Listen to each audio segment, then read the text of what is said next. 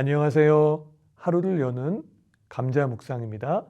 오늘의 말씀은 창세기 12장 1절이에요.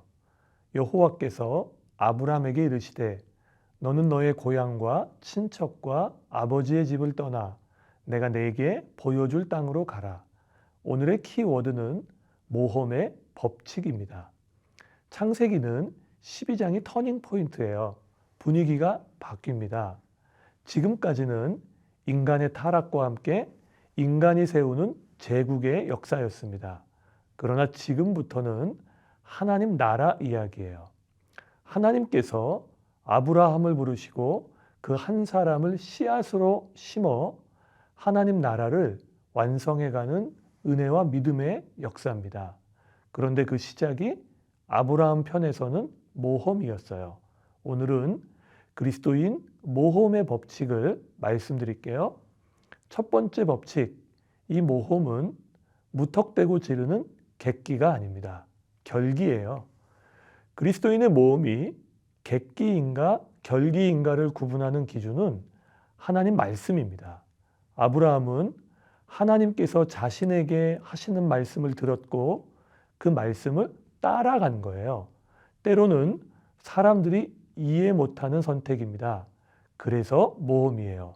그러나 절대 실패하지 않습니다.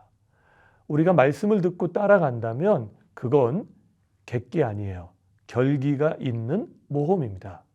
두 번째 법칙, 익숙하고 편안한 곳을 떠나야 합니다. 고향, 친척, 아버지의 집을 떠나라는 말은 가족을 등지라는 뜻이 아닙니다. 하나님과 사랑과 신뢰의 깊은 관계를 맺을 수 있는 곳으로 떠나는 거예요. 아브라함이 살던 갈대아 우르는 4000년 전 상하수도 시설과 도서관이 있었어요. 아브라함은 최첨단 도시인이었습니다. 그런데 가나안으로 떠나서 유목민이 되었어요. 이유는 한 가지입니다. 가나안은 하나님과 사랑과 믿음의 관계를 맺을 수 있는 곳이기 때문이에요. 바로 그곳으로 떠나는 겁니다. 세 번째 법칙, 한 걸음씩 걸어가면 보여주십니다. 하나님께서 가라고 한 땅은 보여주었던 땅이 아니에요. 보여준 땅도 아닙니다. 보여줄 땅이에요. 아브라함은 한 번도 보지 못한 땅으로 간 겁니다. 왜 이렇게 하실까요? 그래야 하나님과 동행하기 때문입니다. 만약 보여주었던 땅이거나 보여준 땅이면 믿음이 필요 없어요. 계산만 잘하면 됩니다.